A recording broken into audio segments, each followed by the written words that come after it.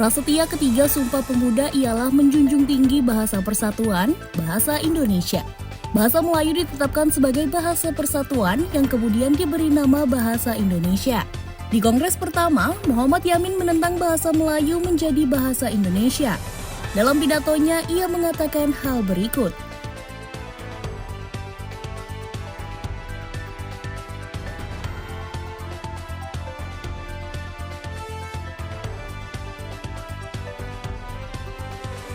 Meskipun bahasa Melayu ada sejak berabad sebelumnya, sejarah bahasa Indonesia disepakati dimulai sejak diputuskan di Kongres pada 1928.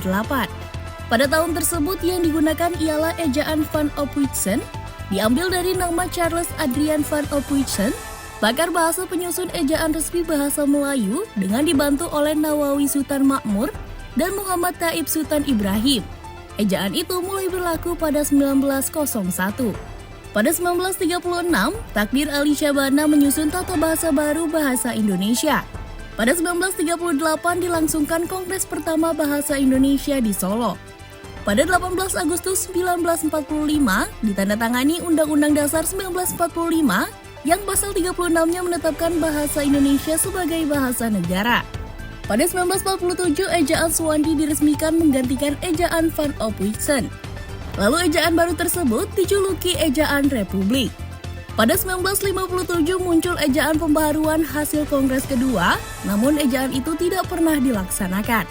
Pada akhir 1959, Sidang Peruntusan Indonesia dan Melayu menghasilkan naskah ejaan bersama, yang dikenal dengan nama ejaan Melindo atau Melayu Indonesia.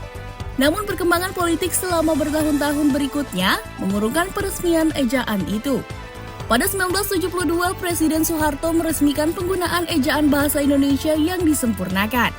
Pada 1975, diberlakukan Pedoman Umum Ejaan Bahasa Indonesia yang disempurnakan dan Pedoman Umum Pembentukan Istilah.